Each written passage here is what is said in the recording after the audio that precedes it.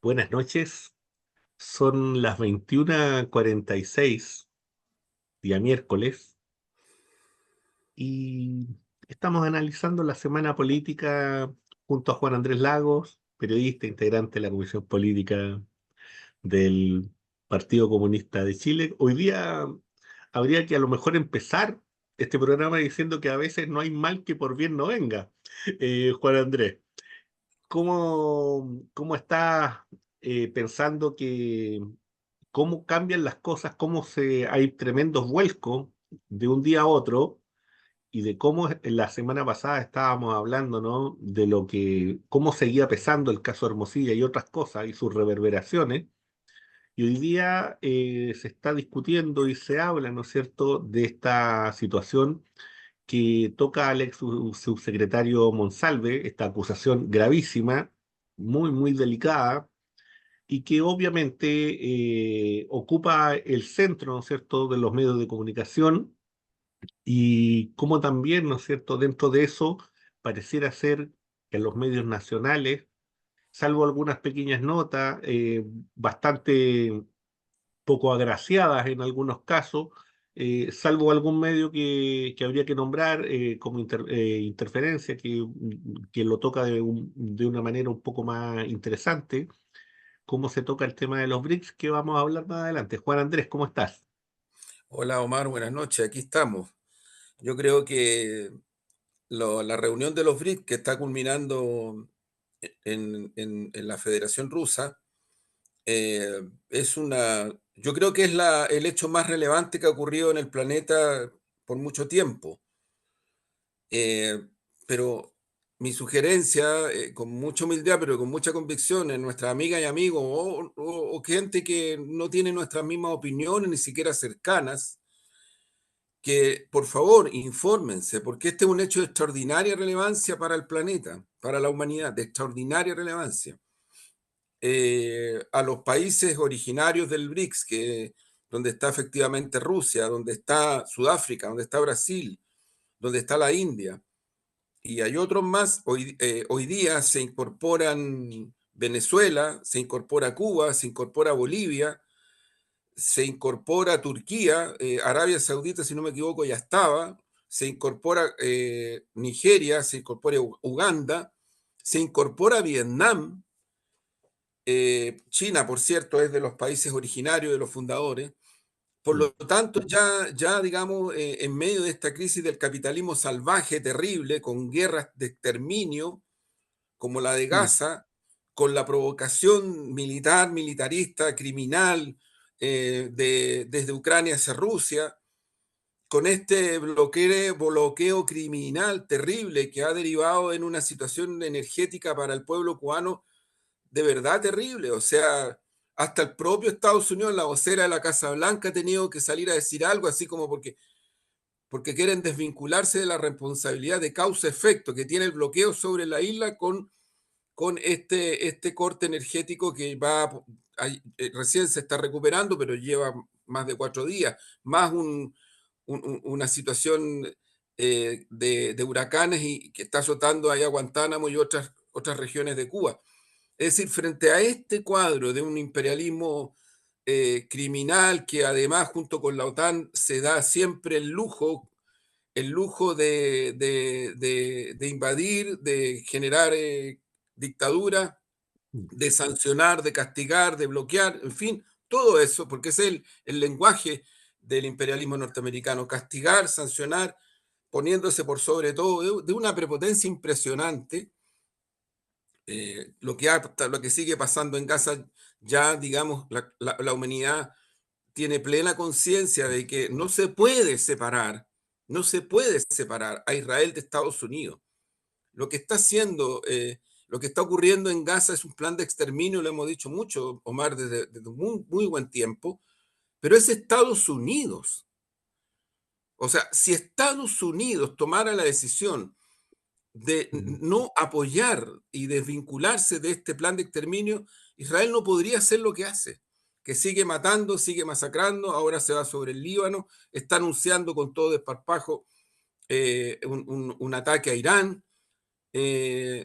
ataca a Siria, ahora se han desclasificado varios mensajes del señor Clinton respecto de Libia y va quedando claro eso.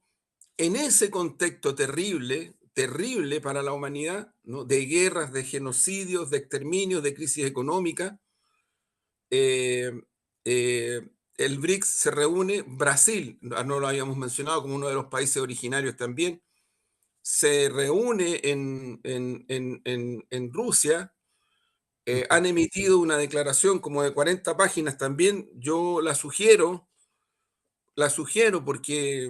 porque ahí hay muchas cosas que tienen que ver con la paz, que tienen que ver con el tema monetario, que tienen que ver con intercambio económico comercial, que tienen que ver con el derecho internacional y el multilateralismo respetando las asimetrías. La India es otro país que está puesto ahí también, es muy importante. Es el futuro de la humanidad, es el futuro de la humanidad. Y yo creo que Chile tiene que apurar el tranco como Estado nacional para solicitar la incorporación a los BRICS. Esto es una cuestión de patria. Chile tiene que hacerlo considerando el concepto de patria, de Estado nacional, porque los tiempos que vivimos, mientras sigamos subordinados como estamos y atados al imperialismo yanqui y sus políticas en el cono sur, esto de que constantemente nos vienen a amenazar por las relaciones que tiene China con nuestro continente, que lo hemos dicho otras veces, China es el socio principal de todos los países de nuestra región, incluido Chile. Lo hemos dicho otras veces, hemos perdido oportunidades geopolíticas y estratégicas notables. Un puerto que se iba a construir en la zona de Iquique, que iba a potenciar toda la relación bioceánica hacia el otro lado del continente. Aquí tomaron la decisión ricachones y ricachonas, porque esos son corporaciones transnacionales, el imperialismo yanqui, y no se hizo aquí, y China derivó ese puerto en Perú, que ahora luego se va a inaugurar en una reunión que hay de la APEC, incluida una APEC social. Yo participé el otro día en un foro con compañeras y compañeros de izquierda y del Partido Comunista Peruano y de otros partidos de Brasil, de Argentina, de Ecuador, en fin, y ahí nos invitaban a participar en esta APEC social, donde se van a ver estos temas. APEC social en Perú. Chile no puede ser ajeno a este proceso.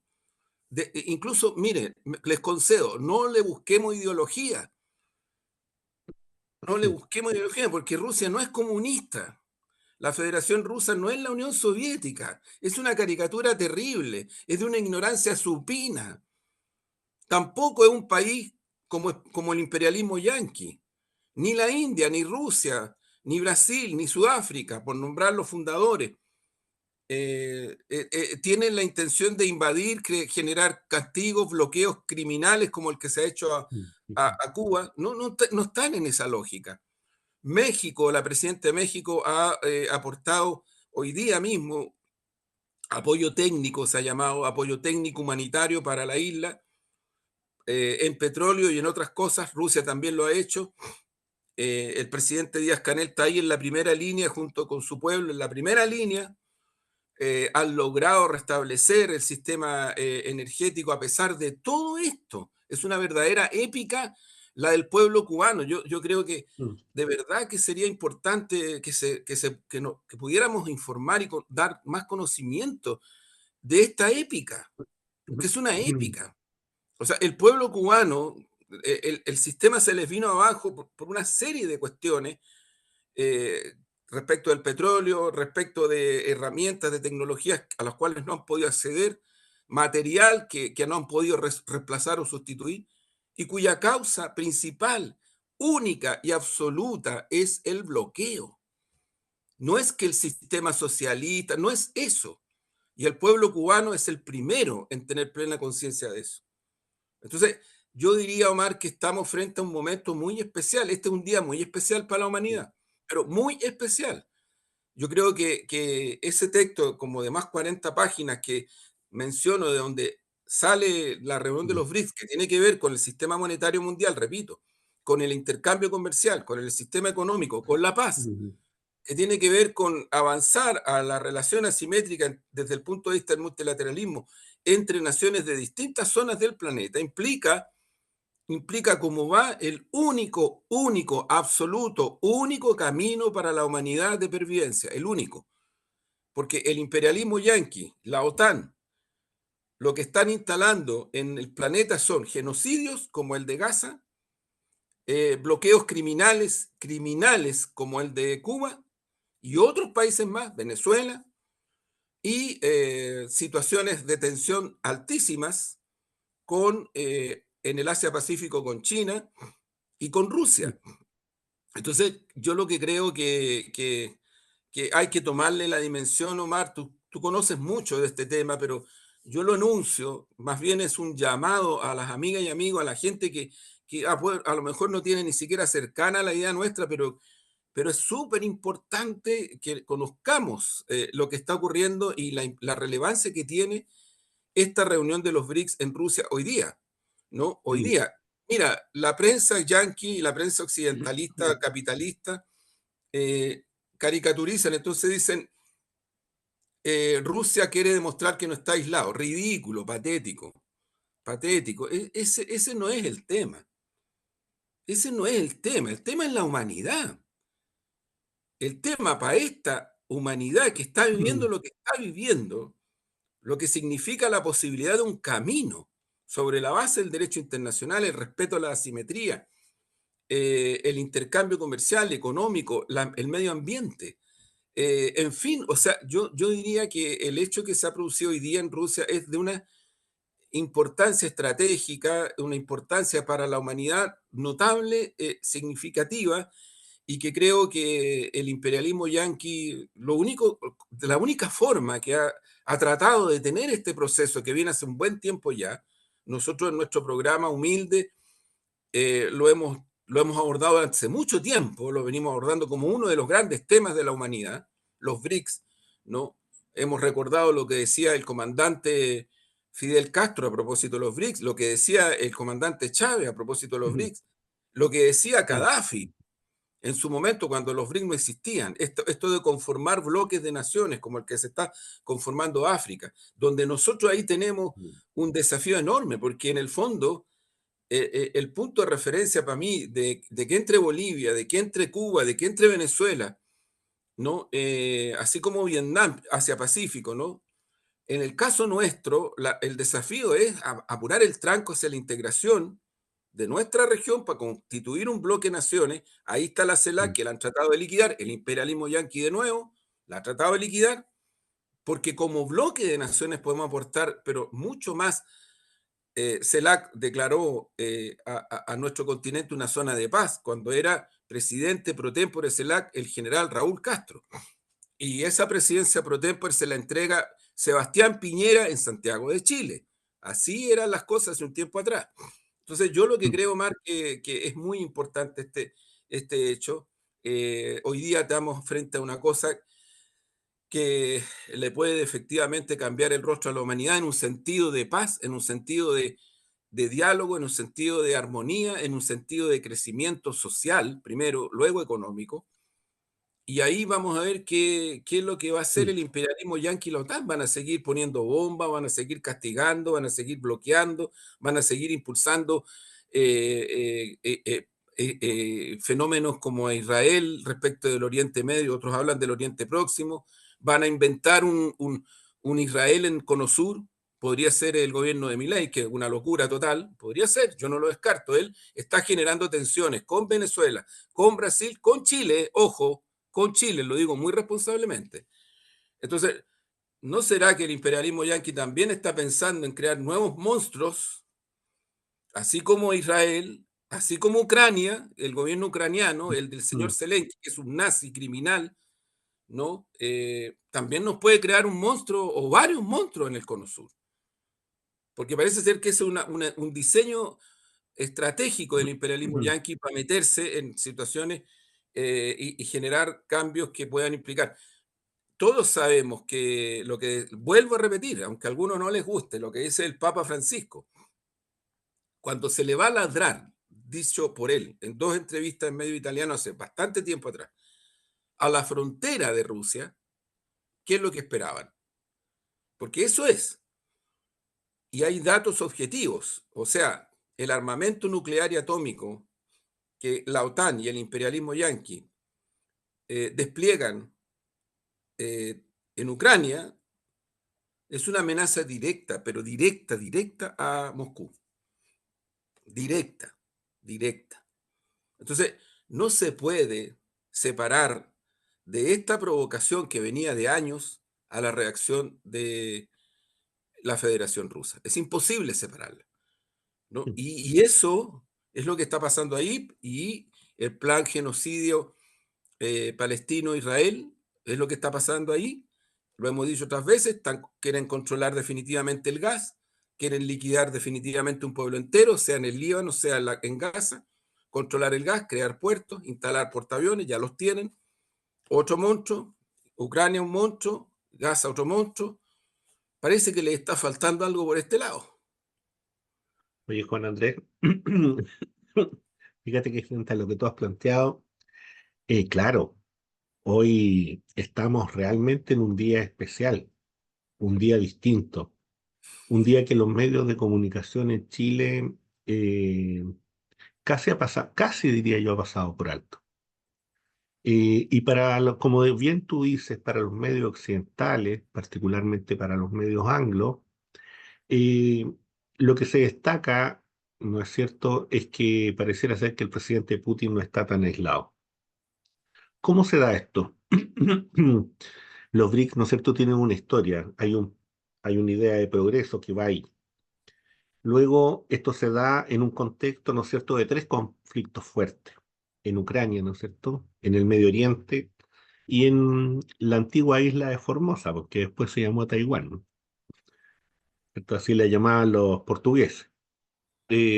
Bueno, fíjate que en el contexto de estos tres conflictos, ¿no es cierto?, se da este encuentro en Kazán, que es una ciudad importante, rusa, una ciudad que culturalmente, fíjate que tiene un elemento muy, muy especial y que apunta, creo yo, a la dimensión como señala para el siglo XXI. Kazán es un espacio donde cristianos ortodoxos y musulmanes sunitas conviven, y ese elemento hay que tenerlo muy en consideración. Kazán es un espacio, ¿no es cierto?, donde están las principales petroleras de la Federación Rusa. Kazán está cerca de Irán, está cerca de la India. Para que quede claro más o menos que esto que se está haciendo ahí no es casual y se está pensando por qué se está pensando. Entonces, desde ese punto de vista, ¿no es cierto?, son más de 36 países en donde bajo un esquema, ¿no es cierto?, de miembros originarios y de socios, ¿cierto? Dentro de los miembros originarios, Brasil, Rusia, India, Sudáfrica, ¿no es cierto? En el caso de Arabia Saudí, China. es China, por cierto, en el caso de Arabia Saudí se está pensando que pueda ser socio porque Arabia Saudí tiene un problema. ¿Cuál es el problema? Que principalmente toda su dimensión económica está dolarizada, y un segundo problema que tiene es que tendría que cambiar todo su sistema de defensa, porque su sistema de defensa es norteamericano. Y ese es un gasto impresionante y eso hace, ¿no es cierto?, que ese país esté en una condicionante, ¿no es cierto?, de ir lentamente integrándose. ¿Qué es la Pero situación de otros países? Que, por cierto, es la situación de otros países. O sea, ahora, eso hay que... perdona, Omar, solo un paréntesis para que tú sigas en ese, que es muy interesante. Pero la voluntad política está.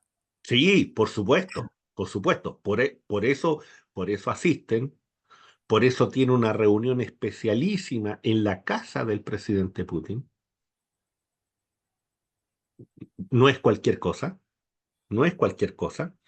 Entonces estamos hablando, ¿no es cierto?, de un encuentro en donde se llega, como dices tú, ¿no es cierto?, a este acuerdo de más de 40 páginas, pero en donde hay elementos que son muy, muy importantes y muy relevantes. Y dentro de las intervenciones, yo diría que las dos intervenciones más contundentes es la de Xi, en el sentido de reafirmar el hecho de que no basta con tener una alianza económica, sino que esa alianza económica también hay que defenderla. Ojo con eso.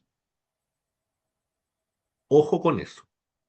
Y que esa alianza económica que hay que defenderla, tiene que tener los instrumentos necesarios para implementar la paz. A buen entendedor, pocas palabras. Bueno, antes de viajar, también, de nuevo un Ujú. paréntesis Sí, para destacar, el líder chino llamó a su ejército a prepararse para la guerra. sí, sí, Esta sí, sí, sí. frase no había sido dicha por el líder No, chino no, no, en no, no, no, décadas. no. Ojo, estamos hablando de... Sí. Y es un líder responsable, ¿ah? Que está Sí. luchando por la paz, no por la guerra, a diferencia de los yanquis que están hace rato en guerra, ¿no? Hace rato en guerra, en intervenciones, dictaduras, en fin, Ujú. es la historia real. Más de 60 intervenciones en otros países, en otras regiones del mundo, en menos de 30 años. Pura guerra, pura guerra. Lo que pasa es que aquí nos acostumbramos a que la CNN nos transmitiera la invasión a Irak, el exterminio en Libia con banderas de la libertad y un montón de cositas más, pero son guerras, guerras de intervención. Claro. Entonces estamos hablando, ¿no es cierto?, de un encuentro en donde China tiene 1.400 millones de habitantes, la India tiene un poco más de 1.400 millones, los musulmanes son 1.800 millones, ¿no es cierto? África son cercanos a 1.000 millones de habitantes. Entonces estamos hablando tranquilamente de más del 50% o cercano al 50% de la humanidad. Y en cuanto al Producto Interno Bruto, muy superior, ¿no es cierto?, al G7. Y en cuanto a recursos naturales, tal vez el espacio donde se congregan los principales recursos naturales del mundo. Del mundo.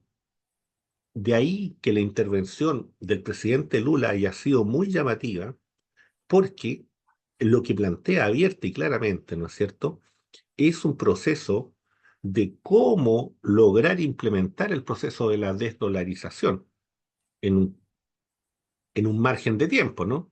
Y que esa desdolarización tiene que establecer las regulaciones, porque aquí hay que entender una cosa. Este proceso del BRICS y todo lo que significa, que en el fondo es el nuevo orden mundial que están haciendo, porque eso es, y con eso se marca como fecha de término, se acabó Bretton Woods, se acabó, ¿no es cierto?, el consenso de Washington, tiene tiene fecha, 22 de octubre, 22 de octubre del 2024. Si uno quisiera poner una fecha de término, esa es. Entonces estamos asistiendo a ese momento histórico y en ese momento histórico, ¿no es cierto?, se están dando y van cursando una serie de elementos. Cursa, ¿no es cierto?, el conflicto militar, cursa toda esta idea, ¿no es cierto?, esta transformación económica que viene encaminada, ¿no es cierto?, de un proceso de pago, primero en monedas nacionales, para luego transformar y pensar en una moneda distinta, y esa moneda todavía no hay un acuerdo ahí de cómo va a ser, pero hacia allá se va, esa es la idea. Esa moneda, ¿no es cierto?, va a tener seguramente un sustento que va a ser desde el punto de vista de algunos de los recursos naturales o recursos alimenticios, ojo. O sea, estamos hablando de todo este tipo de cosas. Un signo muy importante, Palestina sería reconocido como socio. Y uno de los elementos importantes de la declaración es reconocer a Palestina como Estado miembro de la Organización de las Naciones Unidas. Y eso no solamente es simbólico, eso es un acto político de justicia. Sí, y lo hemos dicho otras veces, ¿por qué Estados Unidos y Ucrania se niegan, obviamente Israel, a Mm, reconocer como mm. Estado a Palestina? Porque tendrían que reconocer los derechos que tienen los Estados integrantes de Naciones Unidas. Y por lo tanto no podrían hacer prácticamente nada de lo que están haciendo, instalar puertos, agarrar a balazos a niñas y niños, meter bombas. Todo eso no lo podrían hacer desde el punto de vista del reconocimiento al Estado. Pero además otra cosa, un tema que es muy fuerte, que fíjate que este reconocimiento que se hace en el BRICS al, al Estado palestino se hace en las condiciones, ¿no es cierto?, de esa resolución de la ONU de los años 40 y por tanto respetando los límites geográficos de los años 40. Ojo con eso. Eso ténganlo muy presente. Sí, Lo que significa. sí.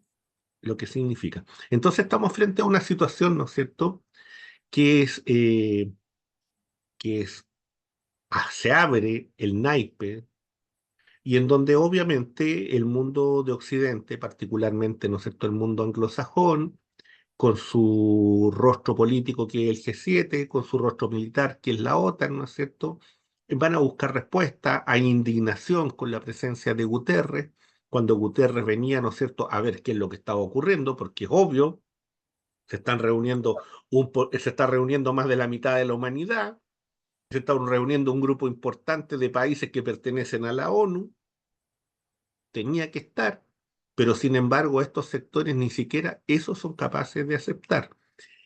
En el transcurso que se está dando, ¿no es cierto?, esta reunión, se dice, ¿no es cierto?, y se saca una declaración de que de los recursos incautados a la Federación Rusa se van a hacer algún traspaso de esos recursos, ¿no es cierto?, al Estado de Ucrania. Lo que no solamente es ilegal, sino que habla, ¿no es cierto?, de lo que ha sido y de lo que es la historia, nada menos y nada más que de estos acuerdos de Bretton Woods, del Fondo Monetario Internacional y de toda su parafernalia desde el punto de vista económico. Porque la historia de la Federación Rusa no es solamente esto, es que antes fue Libia, es que fue Venezuela con otros tantos millones, es que fueron otros países. Y entonces, ¿qué es lo que pasa? Que tú tienes un sustento económico de un sector social que se siente, ¿no es cierto?, desde un punto de vista superior, pero que está viviendo los recursos de otros países, del robo abierto, claro y descarado de otros países. Entonces tú tienes un señor como Edward que viene de Chile a decir, no, es que Argentina nos va a superar. Sí, nos va a superar, señor Edward. Nos va a superar en muertos de hambre, nos va a superar en pobreza, nos va a Así es. superar, ¿no es cierto?, en esclavitud, en colonialismo. En eso nos va a superar, sin duda. Sin duda. Nos va a superar en que Argentina seguramente va a ser un país que va a iniciar una guerra con no sabemos quién. En eso, claro que nos van a superar. Obviamente que sí. Eh, bueno, Juan Andrés, eso, como te digo, se puede decir en este Sí, momento lo que está sí, ocurriendo en el BRICS, invitar a quienes nos ven, a quienes nos siguen, a quienes comparten este programa, ¿no es cierto?, a buscar información en relación con el BRICS. Busquen esa información porque en realidad estamos frente a un hecho histórico sin precedente, inimaginable para el mundo anglosajón, para el mundo de la OTAN, para el mundo occidental. Hace, si ustedes le hubieran preguntado a cualquier dirigente político en 1994 que iba a ocurrir esto, bajo ningún punto de vista, ni siquiera en los peores sueños, ni siquiera ¿no? en las peores Y la, y pesadillas. la- y la embriaguez y la borrachera neoliberal del fin de la historia, todas estas cosas impedían ver nada, o sea, impedían ver nada, o sea, era fin de la historia, pues, fin de la historia, o sea, de aquí para adelante capitalismo puro y duro, neoliberalismo, capitalismo salvaje, y le damos con todo. Ese era el camino de la humanidad Ujú. en el año en que tú señalas, el siglo pasado, finales del siglo pasado. Claro. Entonces, se tiene toda esa fortaleza, hay algunas debilidades que tienen que ver con esta dimensión financiera que todavía no está bien definida y que es un camino a recorrer, que hay que verlo, hay que analizarlo. El banco, ¿no Bueno, es cierto?, que está a cargo de Dilma Dilma, Rousseff, que cuenta con una cantidad importante de dinero, pero que para poder sostener un proceso de la envergadura de lo que se está pensando, tiene que ser por lo menos 2 o 3 veces más. Eso es lo que se está calculando y eso es lo que hablan ciertos especialistas. Yo no soy especialista en la economía, pero ellos dicen eso, que mira, si yo son no 34 tengo, mil millones, tienen que ser 2 o 3 veces más.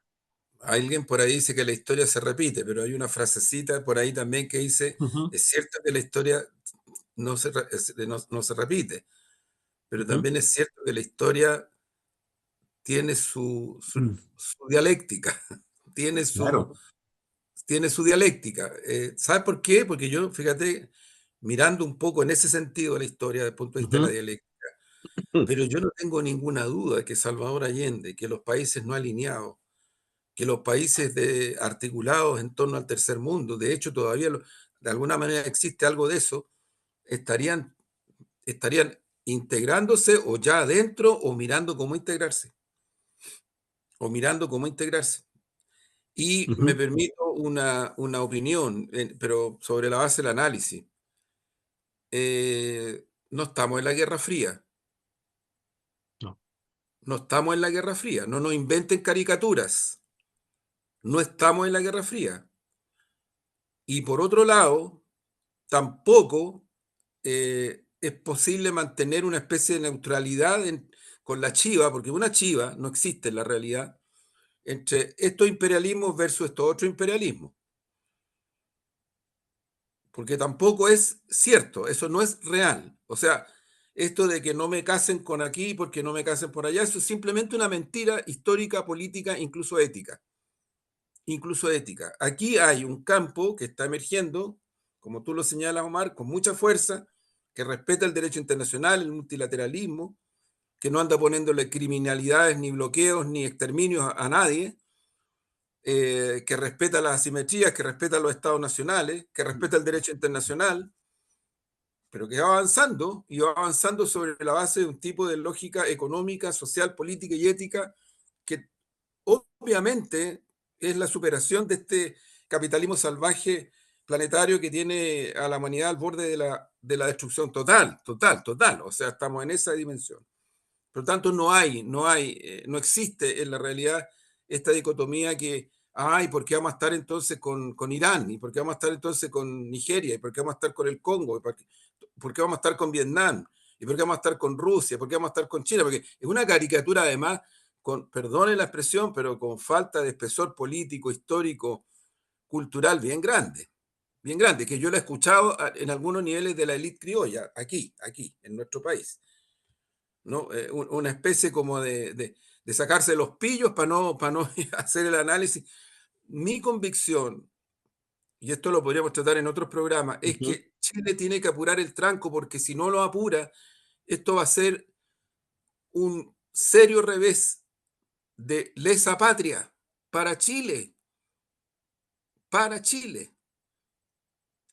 Al incorporarse a los BRICS, a nadie le piden que termine con nada de lo que es.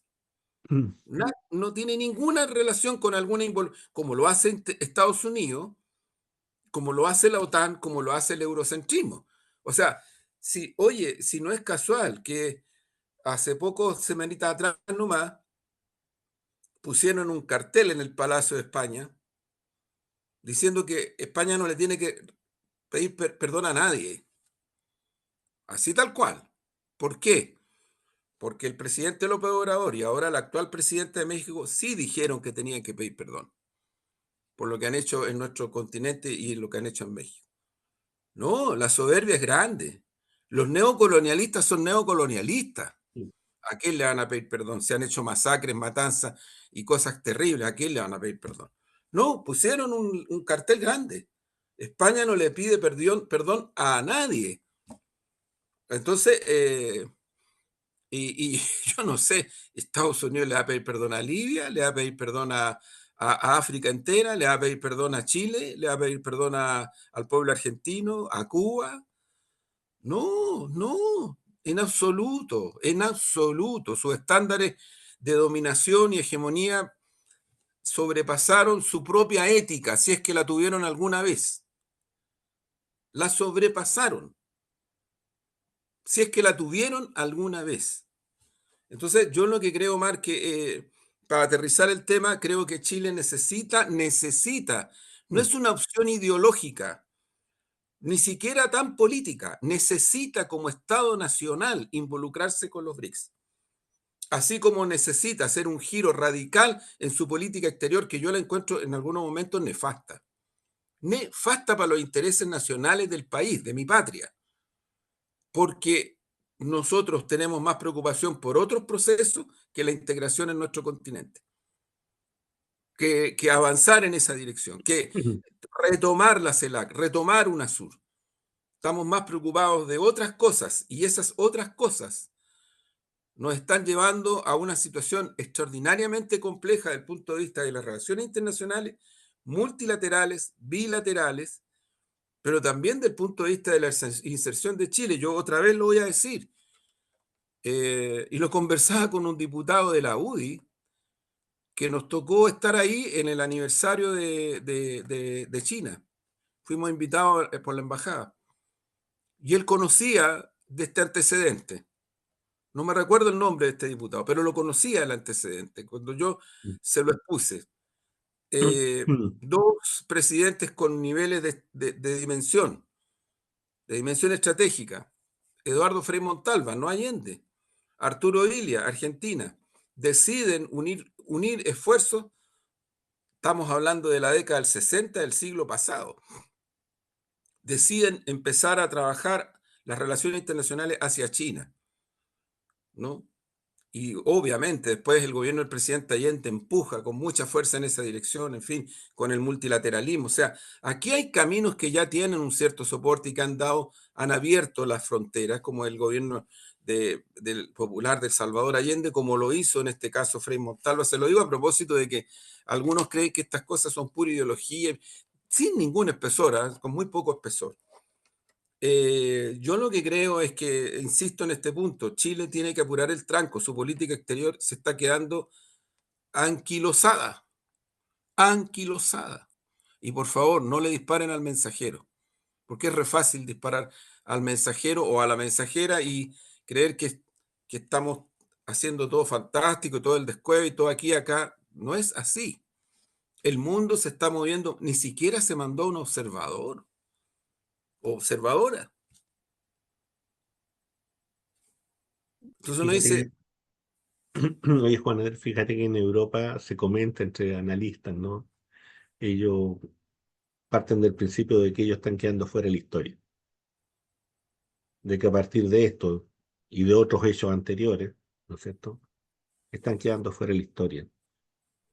El presidente Putin viene y dice que los BRICS no son contra Occidente, así es. No pero son contra sí, nadie, no son contra nadie, no son contra Occidente, pero sí en este momento se están reuniendo sin Occidente. claro. Es tan sencillo y tan simple como es. El BRICS no está contra el dólar. El problema es que el dólar ha estado contra los países y contra países importantes del BRICS. No, El y yo te problema no es diría, el dólar, el problema Mar, es cuando tú usaste el dólar como sí, herramienta y como arma de guerra. eso, Ese es es que el punto. eso es, y te digo, el Mm, dólar ha sido mm, usado para la expoliación del punto de vista de una inversión de capital y después de una retraída para afuera, porque ujú. habitualmente es para afuera, a través de corporaciones transnacionales, la mayoría de las veces, y ahí el dólar juega el papel contra los pueblos. Caso concreto, ¿ah? En Chile, en él. Amiga y amigo, ahora se sabe, nadie habla, todo así, nadie hablaba de que en él es del Estado italiano, pues. El porcentaje más alto del Estado italiano. Y ahora cuando nuestro gobierno intentó tomar medidas para que nos sigan expoliando, ¿no? O sea, lo que yo prendo la luz, lo que yo trabajo, lo que yo pago, lo que hacen todos en Chile, todas y todos, no hay excepción. Le estamos dando un billete largo, largo, a través del capital especulativo financiero que se retrotrae para afuera al Estado italiano. Yo no tengo nada con respecto al Estado italiano, pero sí tengo cuando el Estado italiano produce esta expoliación a mi pueblo y todavía reclaman. Sí, increíble. O sea, aquí la generala que la cambiaron, lo hemos dicho Ujú. tantas veces, yo creo que son de los pocos medios, incluso de izquierda, que hemos hablado con tanta reiteración durante el tiempo de lo que ha significado para Chile la intervención directa en política interna de nuestro país de la generala jefa del Comando Sur. El Comando Sur es un ejército, es un ejército. El Comando Sur son las bases militares. Eso es el Comando Sur. Y ella aquí viene a hablar y se sube arriba de los helicópteros de las Fuerzas Armadas de Chile, del Ejército, de otros, se pasea, se reúne con ministras y ministros, eh, advierte, dice que el tema del litio es un problema si se le sigue entregando a China, en fin. O sea, eso es, eso es. O sea, dicho de una manera más directa, descarada y desvergonzada, es lo que hizo el presidente Piñera cuando le entrega a Trump en la Casa Blanca. Se la entrega, no es que se equivocó, se la entregó de regalo una bandera de Estados Unidos y al interior de las estrellitas de la bandera de Estados Unidos una bandera chilena, chiquitita. O sea, En el fondo, no en el fondo, le dijo, nosotros queremos ser parte de Estados Unidos.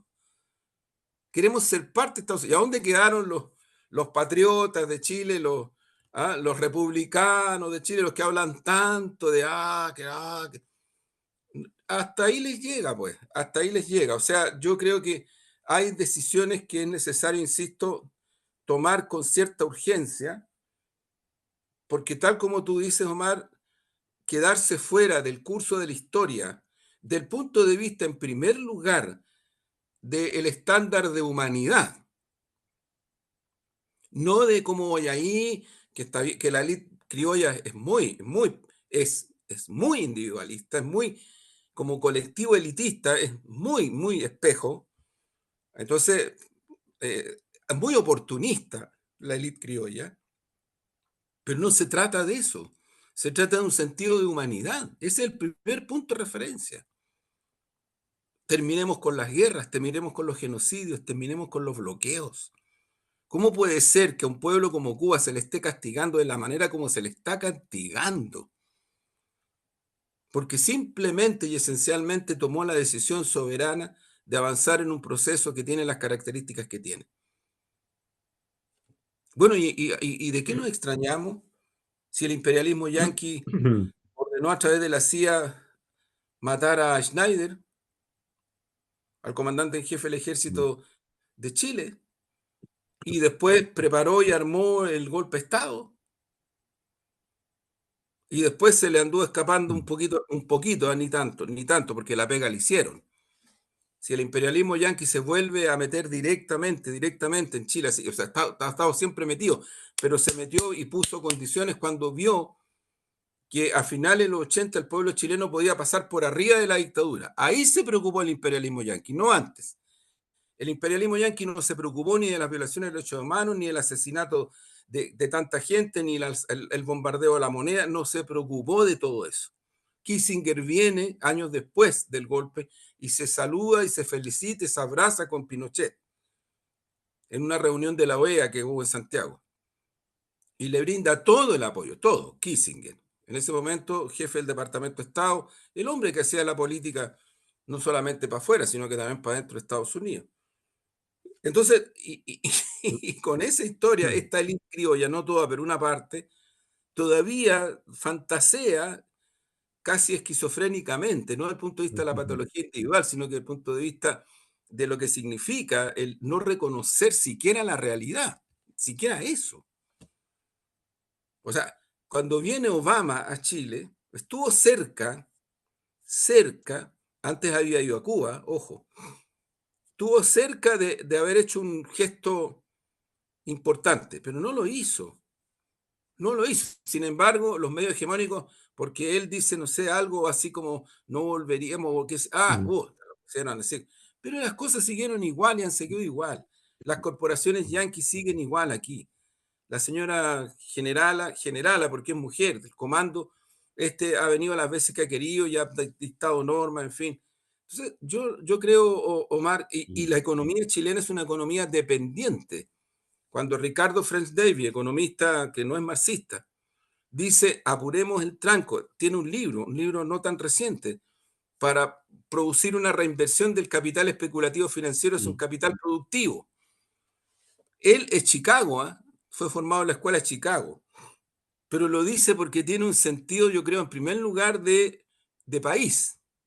No le está haciendo la pega, como lo hacen muchas ministras y ministros desde los 90 en adelante, al Fondo Monetario Internacional. No le está haciendo la pega. O sea, cuando French Davis se preocupa de la economía chilena, se está preocupando de lo que significa el crecimiento social, el crecimiento económico. Las dos cosas totalmente imbricadas, no separadas. Como cuando el PNUD hace su informe, dice, en Chile no es posible que solo se hable de crecimiento cuando se habla del crecimiento de la economía, y cuando se habla del crecimiento de la economía estamos frente a un crecimiento del capital especulativo financiero, y esa es la macroeconomía estable. Lo demás casi no existe, o sea, no existen los salarios bajos, la precariedad, la falta de inserción en las tecnologías de punta. No existe nada de eso. Y si existe es para que pueda servir esto otro. Bueno, esa es la situación que yo creo que tiene Chile, es la situación que tiene, y que por eso es que el PNUD lo han tratado de octubrista, el PNUD de octubrista, es increíble, ¿no? Porque volvió a develar, igual como en los 90, que en Chile existen fragmentaciones y desigualdades tremendas, tremendas, no pequeñas, grandes.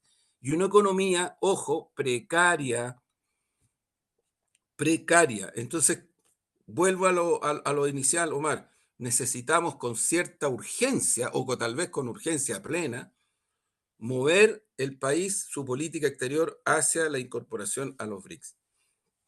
Sí, yo diría que así como Europa siente que se está quedando fuera de historia, América Latina también está sufriendo de manera profunda, ¿no es cierto?, todas estas divisiones, toda esta situación en la que se está, en donde acuerdos importantes que se habían logrado en otros momentos históricos, como tú bien lo dices, ¿no es cierto?, en este minuto cuesta mucho reunirse.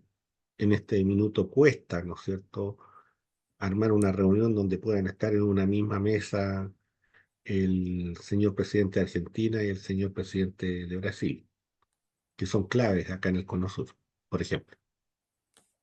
Por ejemplo. Sí, Entonces eso lo vamos a pagar todo.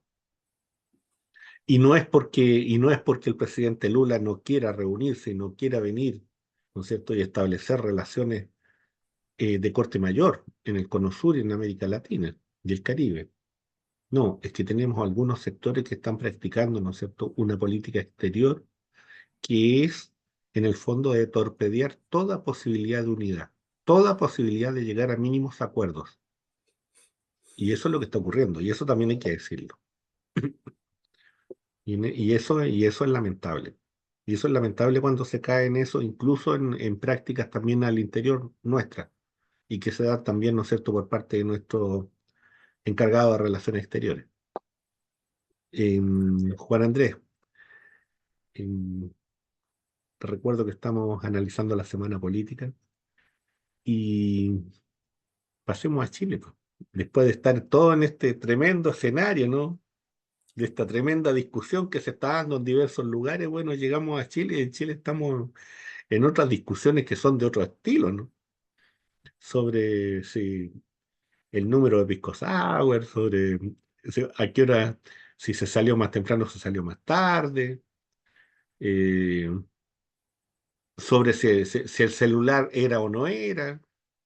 Estamos en una especie de debacle del análisis político y de la perspectiva que es muy penoso, pero que sin embargo hay que abordarlo, porque tiene impacto en la ciudadanía en la medida, ¿no es cierto?, que se trabaja y en el fondo tiene toda una dimensión social, comunicacional, política, tiene un impacto, sin duda, hay víctimas acá, víctimas o víctimas, no sé. Hay muchas cosas involucradas. Hay un gobierno que ha sido golpeado, que ha sido torpedeado, casi su sala de máquina, uno podría decir. Estamos hablando de la persona que está encargada de la seguridad del país, o sea, no es cualquier cosa. Eh, Juan Andrés, mira, yo aquí tomo, Omar, por la relevancia y la pertinencia y la vigencia que tienen las declaraciones y los análisis que ha hecho el presidente del partido, Lautaro Carmona, en algunas intervenciones que he tenido en algunos medios. Hay una declaración también del partido en esa dirección, pero yo rescato la de Lautaro por lo siguiente. Primero, no ocultemos las realidades. Volvemos a lo mismo, ¿eh? No las ocultemos. No se trata que alguien quiera engrandecer las cosas, pero aquí estamos en una crisis y es una crisis ética, es una crisis ética profunda. ¿En qué se expresa esta crisis ética profunda? Que además no viene de ahora, hay muchas circunstancias en las semanas pasadas, en los meses pasados, en los años pasados, ¿no? Crisis del Poder Judicial, eh, poderes fácticos que deciden nombrar juezas y jueces, que deciden resolver fallos, eh, influencias Y esto se sabe porque en las disputas que tienen develan cosas para golpearse unos con otros. Otras, porque hay también mujeres involucradas y varias mujeres involucradas, no una. Entonces, son grupos de poder bastante mafiosos, hay que decirlo, con prácticas mafiosas, grupos de poder fáctico que están involucrados. Fíjate, los que abogan en Chile porque el Estado no puede ser, que el estatismo y toda la cuestión, ¿de dónde operan? Desde el Estado, pues. Y juegan como la señora Cubillo, ¿no es cierto?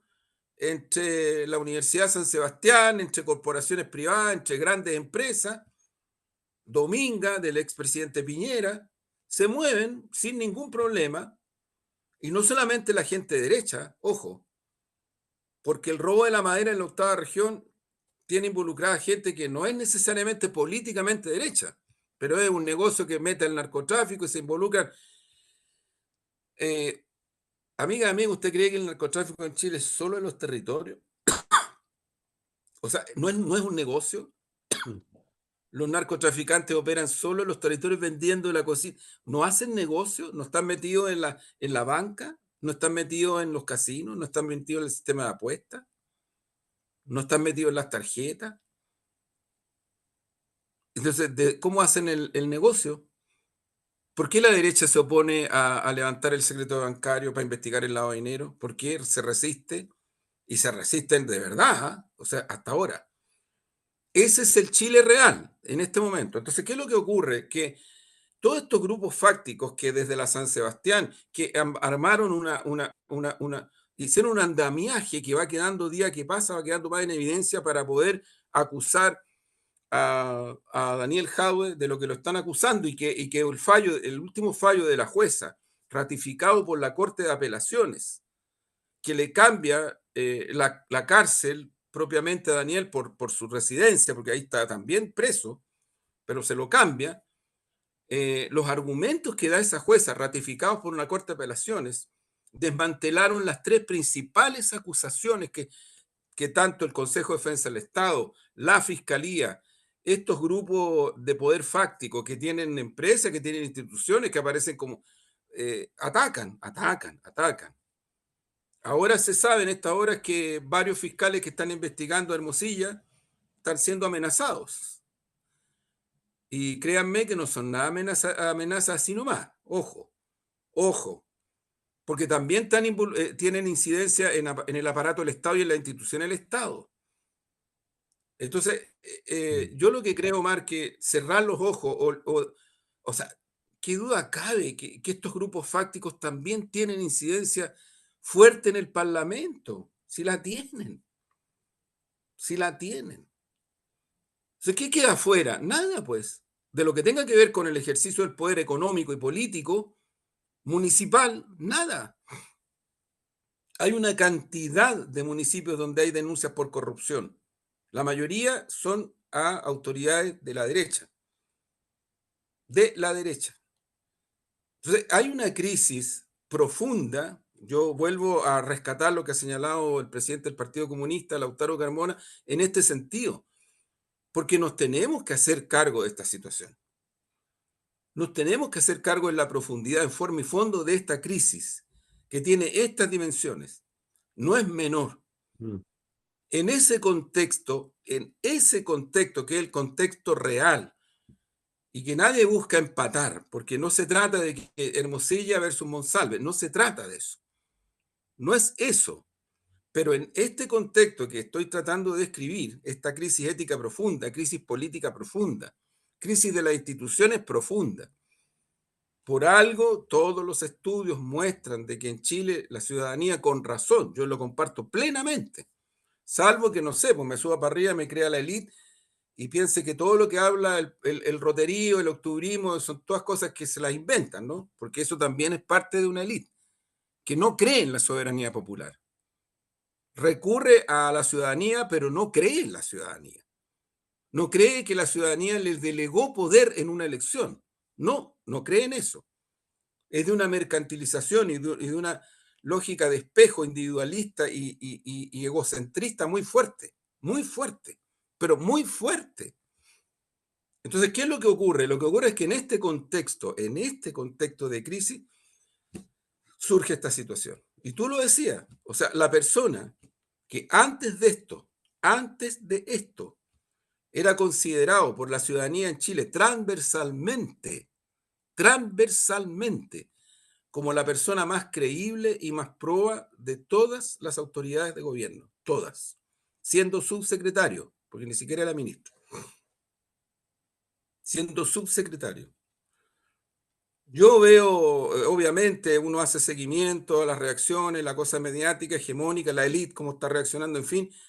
Pero sabes, a mí, Omar, lo que me golpea y mucho, es que yo creo que hay una ciudadanía transversalmente, estoy hablando de distintas clases sociales, de distintos perfiles políticos, incluso mucha gente que no tiene ningún perfil ni ninguna cercanía a los partidos. De hecho, todos los estudios muestran que las dos instituciones más lejanas a la ciudadanía, que la ciudadanía casi repudia, ojo, es el Parlamento y son los partidos políticos.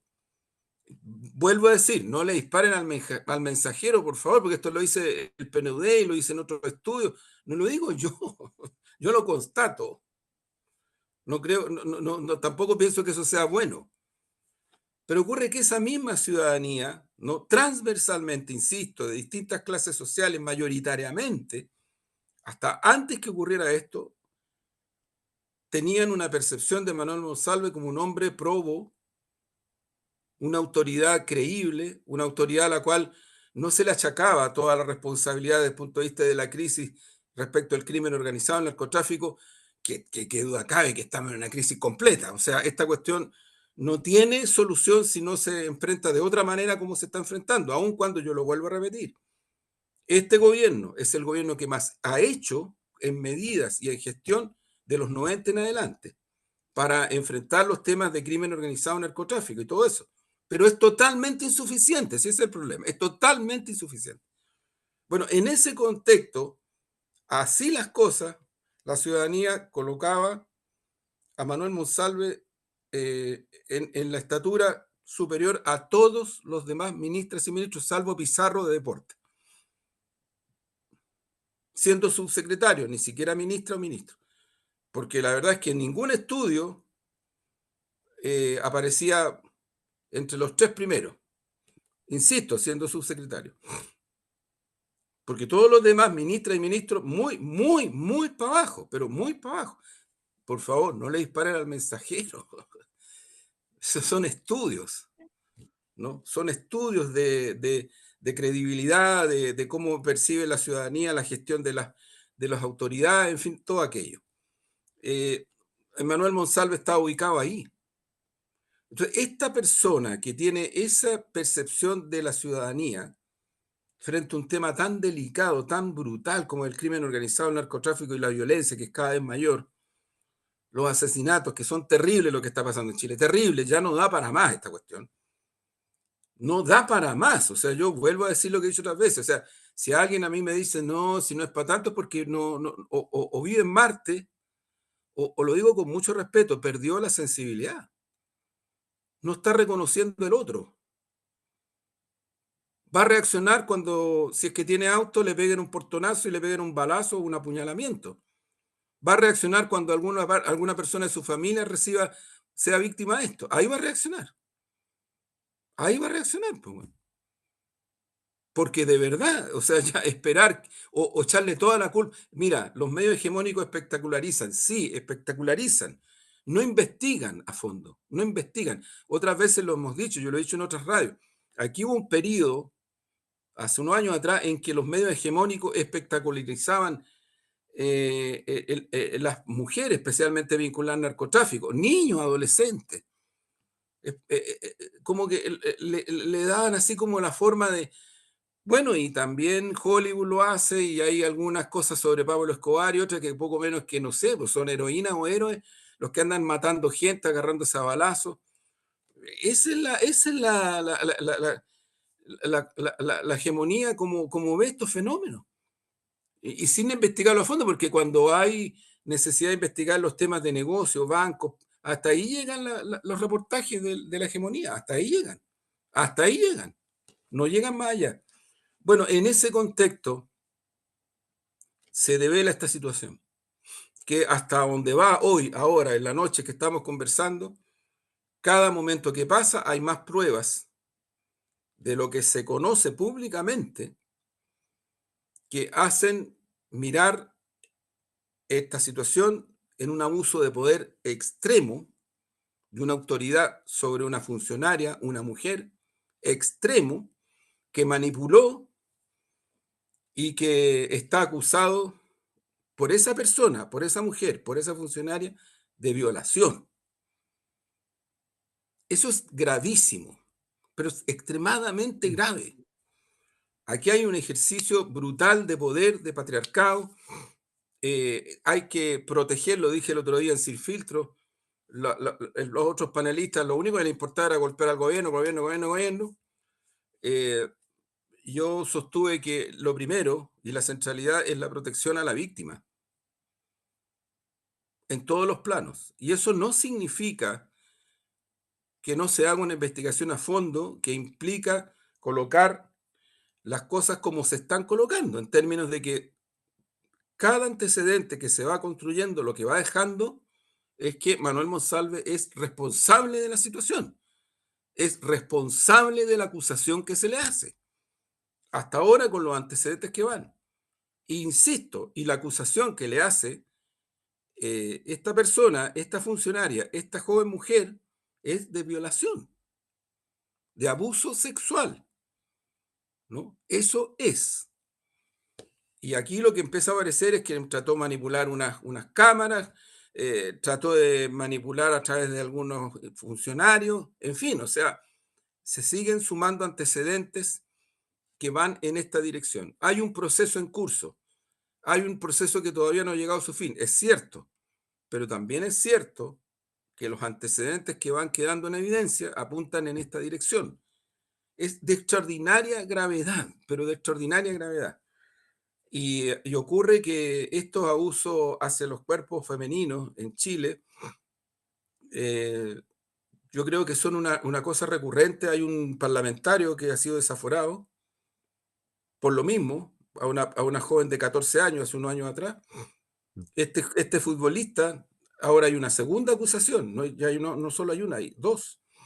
El padre de Macaya, o sea, yo lo que creo es que también yo incorporaría esta situación a la expresión de crisis que no es tan simple, porque aquí hay, aquí hay no solamente cuestiones de comportamientos individuales, aquí hay cuestiones que tienen que ver con una idiosincrasia, una cultura, un modo de ser de larga data, pero larga data, que yo creo que es necesario mirarla con más profundidad de lo que se ha mirado en Chile hasta ahora, mucho más profundidad. O sea, yo creo que nosotros tenemos un tema con la sexualidad, con la salud mental, la sexualidad muy complejo. El patriarcado, insisto, los abusos de poder sobre cuerpos femeninos y cuerpos infantiles es un drama en Chile. Ahora, si a mí alguien me dice, no, pero en Argentina es más, bueno, entonces ya no sé, pues si se trata de más o menos, entonces empecemos a hacer los cálculos de cantidades.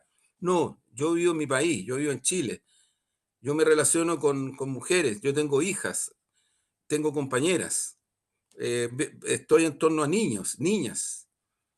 Y ocurre que este abuso de poder que se va configurando, que lo que ha hecho Manuel Monsalve, para mí es de una gravedad, insisto, extraordinariamente grande. Más todavía, quiero decir algo, Omar, sobre este punto.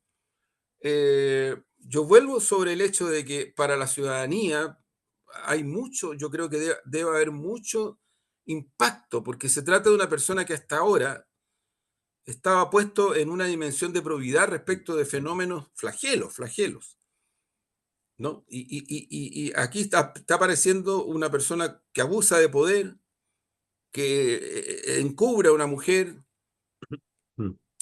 y que la mujer lo acusa de violación, o sea, de violación sexual. Ella lo acusa y da antecedentes de ese hecho. Esa es la situación. Y junto con eso, Omar, yo creo que aquí no hay antecedentes, no hay antecedentes, no hay antecedentes para sostener siquiera algo cercano, que aquí habría una suerte como de montaje para poder liquidar al ex subsecretario. No hay, no hay, no hay. Yo por lo menos tengo, más que una opinión, tengo una certeza respecto de eso. Ahora, él estaba sujeto a la posibilidad de aquello, por supuesto. Pues. ¿Cómo no podía estarlo si era la persona que encabezaba el combate al narcotráfico, el crimen organizado? Evidentemente que sí.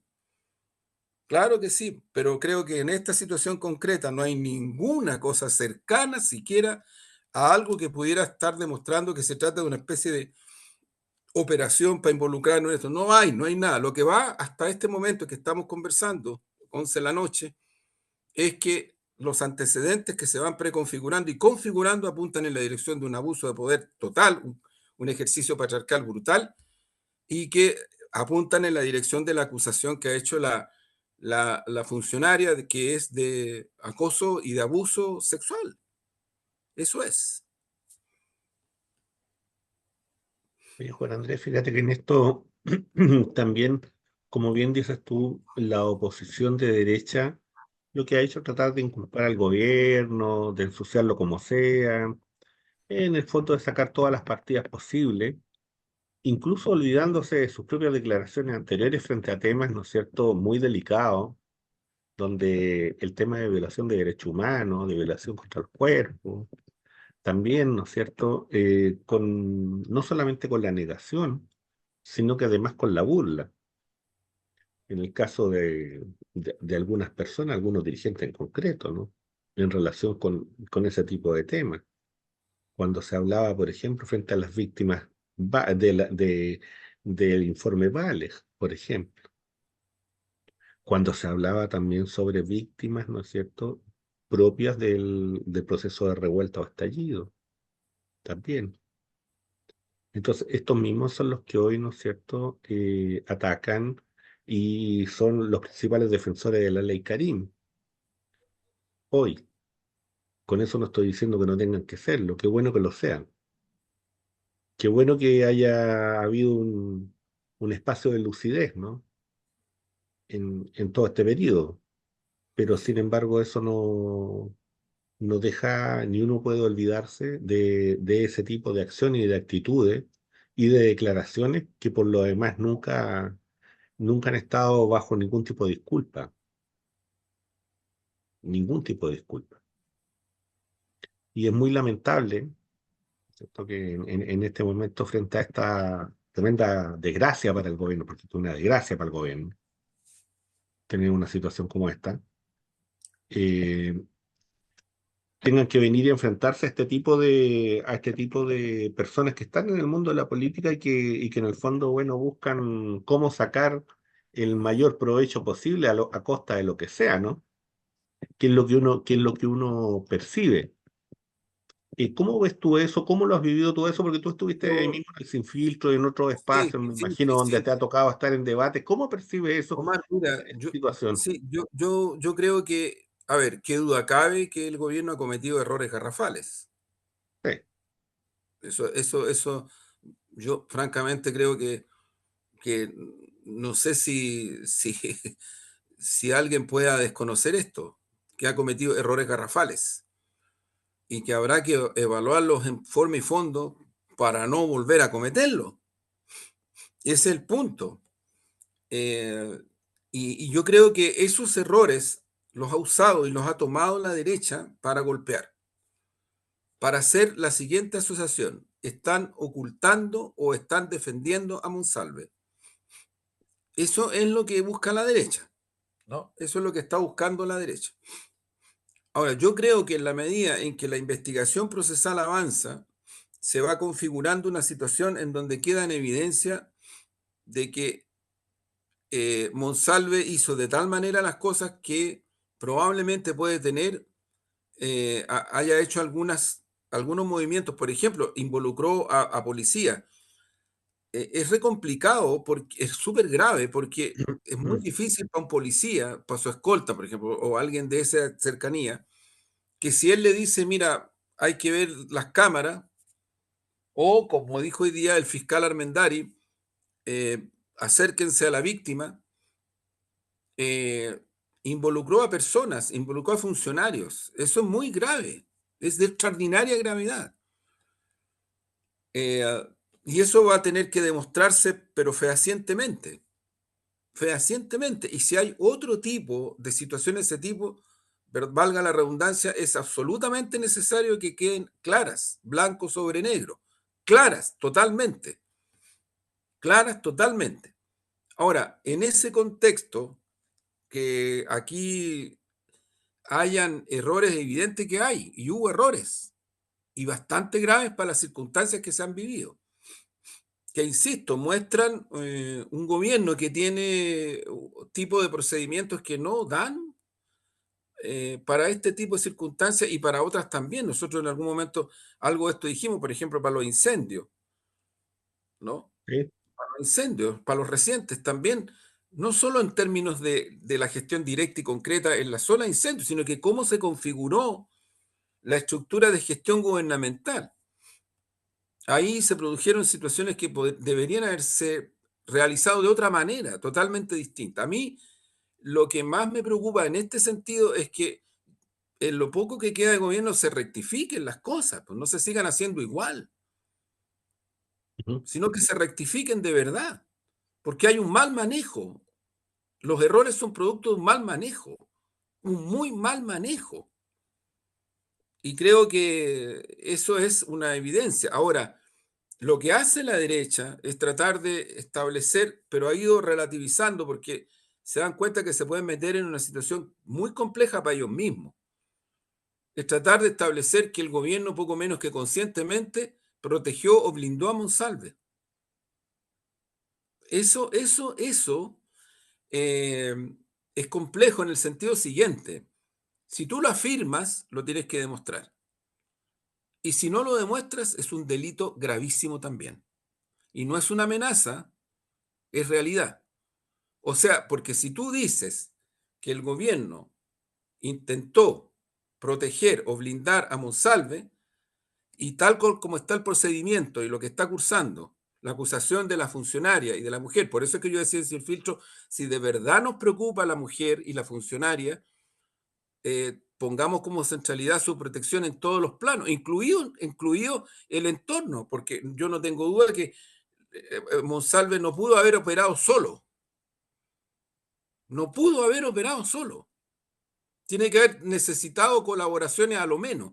Ahora, las personas a las cuales le solicitó colaboración estaban al tanto de esto, eso es lo que la investigación tiene que establecer con extraordinaria claridad, porque ahí se tipifica la situación de cómplices, pues.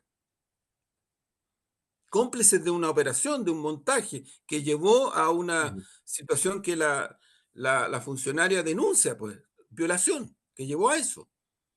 ¿No? Que llevó a eso, porque al final el punto de referencia es ese, pero que está vinculado a una serie de otras cosas que se conocen ya, que no han sido mentiras, que el propio Armendariz las dice hoy, y que tienen que ver con cómo se fue configurando la cercanía de Monsalve con ella, cómo pasa del edificio bicentenario de un equipo de trabajo a otro, cercano a ella.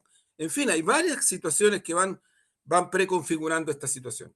Ahora, en ese contexto, si alguna persona, como lo han dicho, ¿ah? Ojo, como lo han dicho, el gobierno blindó o protegió a Monsalve y no tienen pruebas para demostrarlo, yo creo que la gravedad de esto es muy profunda. ¿Por qué?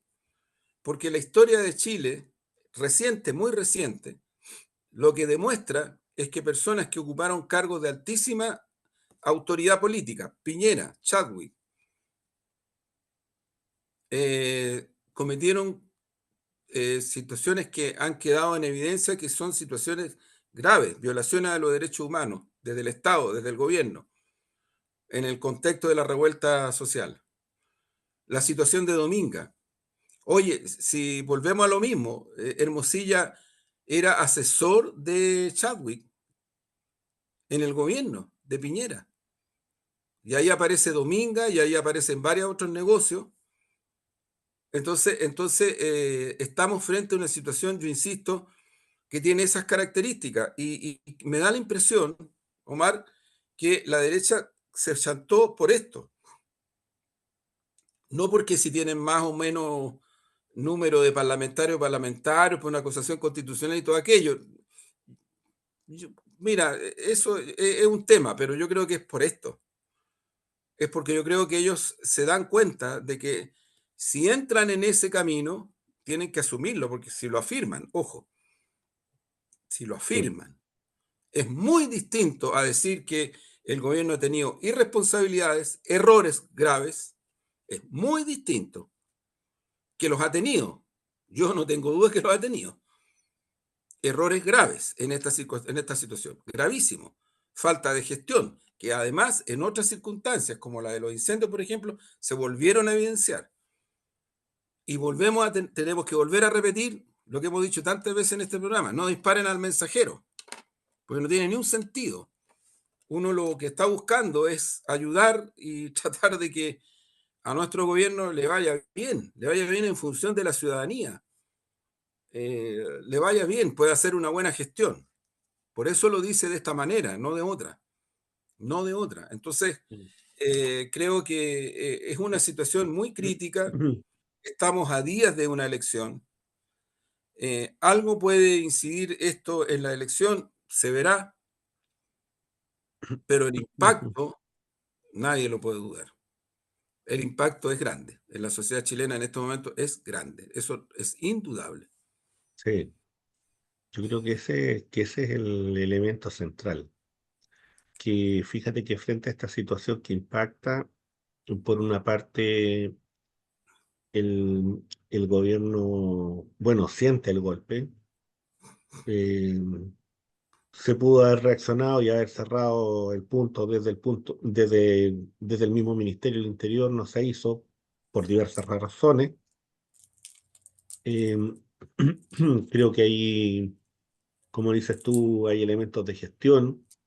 Entiendo también, pensando en la dimensión de realidad, el impacto político, el impacto del punto de vista operativo, de que, como bien tú dices, es uno de los personajes mejor evaluados por la ciudadanía, pero además es una persona que conoce y que tiene acceso a una serie de informes y a una serie de elementos, ¿no es cierto?, de la vida de muchos y de muchas, y que a la hora de los que hubo, hablando en términos reales, pesa, pero ¿cómo no va a pesar?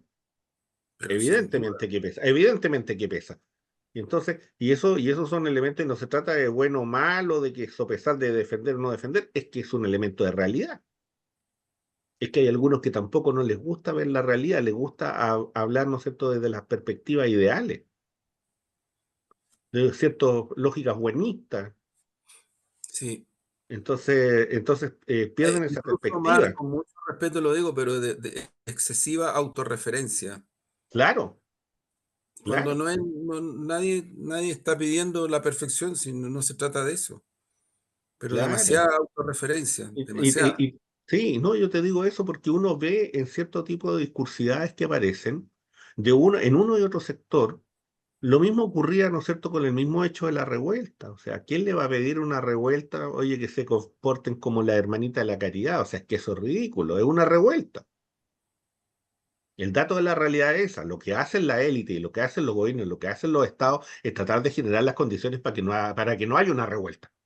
Sí, y Y eso es lo que además, hacen los estados. claro, y además, Omar, yo te digo, también la derecha se anduvo chantando porque hasta el rector de la Católica, en una entrevista en CNN Ujú. hace pocos días atrás, el delegado de Naciones Unidas, bueno, pero hay gente que en este país cree que Naciones Unidas es marxista, es globalizador, no sé, es Claro, una cosa bien, pero bueno, el delegado de Naciones Unidas para el Cono Sur, otras personalidades, un premio Nobel de Economía sí, de este año, ¿qué es lo que te dicen? Te dicen, no, si en Chile la revuelta es producto del descontento y de situaciones reales de marginalidad.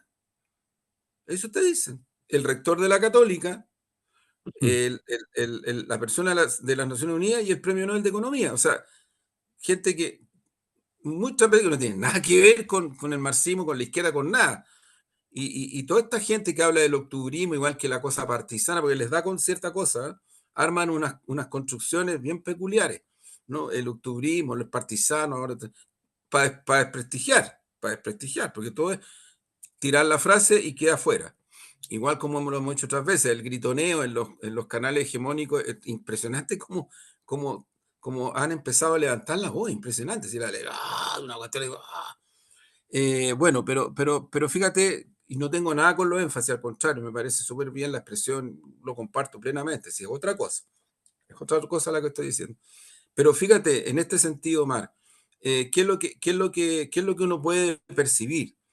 Que lo que hay es una situación en donde el hecho, de alguna manera, provoca un impacto emocional en la ciudadanía. Ese impacto emocional en la ciudadanía eh, genera también reacciones de crítica a la forma como se abordan las situaciones. Y yo creo que el gobierno en este plano, por eso esta situación, la de los incendios, otras, dejan en evidencia que hay un problema de gestión, si eso es real. Es un problema de gestión, de gobierno, ¿no? Que creo que es importante tenerlo en cuenta y considerarlo para efectos de poder obviar. Yo insisto, estamos a días de una elección. Mi impresión es que este hecho va a impactar. No sé exactamente cuánto y cómo, pero que va a impactar, sí va a impactar. Eso es así. Va a impactar y va a tener una significación en el electorado. Lo hemos dicho otras veces, aquí hay un electorado, cerca de 6 millones de personas que nunca han votado porque no votaban con voto voluntario, no querían votar. No se trata de jóvenes, ya es mucho más, etariamente mucho más transversal. No querían votar, no creían en la elección. Chuta, es complicado para una democracia eso, muy complicado. Chile, el país donde menos gente votaba hasta el primer plebiscito, donde menos gente votaba de todo el continente, menos gente de todo el continente. Mucho más gente vota en Cuba, en Nicaragua, en Venezuela, en Estados Unidos, en todos lados, menos aquí. Entonces, también los que creen que la democracia chilena es, no sé, por la perfección absoluta, un poquito cable a tierra, un poquito a lo menos, un poquito, ni siquiera tanto, un poquito. Sí, porque defendamos la democracia, o las instituciones funcionan. Bueno, si no se trata de Claro. que cuando uno cuestiona esté cuestionando el Estado de Derecho y quiera instalar una dictadura, que eso es ridículo, eso es absurdo, eso es absurdo. Lo que pasa es que efectivamente en Chile ni los estándares democráticos que son bajitos, porque estamos frente a una democracia fatigada, en crisis, ni el Estado de Derecho, ni las instituciones están funcionando en el contexto del Estado de Derecho real que es Chile. Ni siquiera estamos hablando de algo distinto. Aquí no están funcionando. Entonces que funcione qué? Si no están funcionando y no están funcionando hace rato, en cuestiones tan sustantivas como las que estamos mencionando. Entonces, yo creo, Omar, que ese punto de referencia es súper importante para poder entender el impacto que una situación como esta puede provocar en la ciudadanía. Puede provocar en la ciudadanía. Una ciudadanía cansada, molesta, que no la está pasando bien desde el punto de vista social ni económico. Eh, claro que estas cuestiones le golpean. Sí, una ciudadanía con listas de espera, Sí, una ciudadanía que va al supermercado y sale con los pelos de punta, así es. que va a la feria y ya el costo de la vida subió tanto, Así es. golpeada por todos lados. Fíjate que para ir cerrando ya, parece que nos hemos extendido un poco, ha estado, bueno, eran dos temazos, ¿no? Dentro de tantos otros que uno podría tocar. Eh, para cerrar, eh, solamente dos pequeños paréntesis antes del poema. Primero, un homenaje a Gustavo Gutiérrez, sacerdote, uno de los Me sumo, fundadores de la teología, absolutamente. de la teología de la liberación. Hay un texto que se llama así, Teología de la Liberación, que es de 1968, si no me equivoco, 1971, ahí me falla un poco la memoria, pero lo pueden encontrar, es un texto, es un clásico, ¿eh? Es un clásico para los interesados en el tema de ver cómo, ¿no es cierto?, la teología latinoamericana se instala no solamente dentro de una perspectiva de de una pequeña visión del conocimiento, sino que en realidad es como una primera fuerza de voz desde América Latina, una construcción de una epistemología nueva, un sentido de descolonización muy fuerte, muy poderoso. En ese sentido, Gustavo Gutiérrez es uno de los grandes, este teólogo peruano, y que, bueno, ya Deja avanzada, ¿no es un cierto?, legado muy grande. deja un legado tremendo desde el punto de vista intelectual, desde el punto de vista de su vida misma, de su dimensión ética, oye, tremendo. En tiempos de tanta oscuridad, en tiempos Sí, donde pues, hemos tenido que estar conversando, ¿no es cierto?, de esto que yo he dicho en más de algún lugar, que estamos en las películas porno de sentido barato, ¿no?, de baja calidad. En ese ámbito están comentando dentro del ámbito de la política chilena, y lamentablemente digo, no se podrían conversar otras cosas, bueno, pero estamos en eso. Y este texto se llama Genocidio y tenía, tenía otra dedicatoria, pero fíjate que cuando vi la imagen de Yahya Sinwar, no sé si se pronuncia así, de este líder de Hamas, ya van a saltar algunos a decir, está reivindicando un sí, claro, terrorista el claro, 7 de octubre, lo típico. y quieren contar la historia del 7 de octubre. Bueno, cada uno quiere contar la historia como quiere. Pero sin embargo, hay tres cosas que quedan en evidencia en pequeños cortes de imagen. Primero, que hay que tener agallas para estar combatiendo con un AK ahí en Gaza, en las condiciones en que se está en Gaza. Hay que tener agallas. Y hay que tener agallas cuando se estuvo 22 años preso en las cárceles del Estado de Israel. Hay que tener agallas. Y luego hay que tener una valentía y hay que tener una convicción muy profunda para combatir hasta el último aliento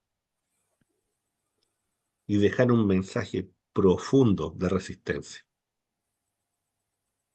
Y entonces, desde esa perspectiva, se provoca un vuelco de que desde el punto de vista descriptivo, desde el punto de vista de la dimensión estética, de la dimensión literaria de lo que estamos diciendo, tú ya nunca más vas a poder ser David, siempre vas a ser Goliat, siempre vas a ser Goliat. Y eso debe ser muy doloroso para muchos sectores, ¿no es cierto?, del mismo Estado de Israel, porque no todos son sionistas, hay que hacer las distinciones también. Yo hago esas distinciones, por cierto. Debe ser doloroso, debe ser tremendamente fuerte y duro. Genocidio. He aquí mi cuerpo fracturado, víctima del genocidio industrial. Prefiero el fuego a la fibra invisible de la muerte, al itinerario de camas desinfectadas bajo el museo colonizado de los secuestradores de tantas memorias. Mi homenaje desde acá, desde este pequeño espacio, a ese luchador, digno Muchas luchador. gracias. Muchas gracias, Omar. Muchas gracias por tu mensaje ético, en primer lugar, y también estético. Que estén muy bien, buenas noches y les recuerdo suscribirse, apretar la campanita, difundirlo, comentarlo. Bueno, estamos en eso. Que estén bien. Buenas noches. Chao, chao, chao.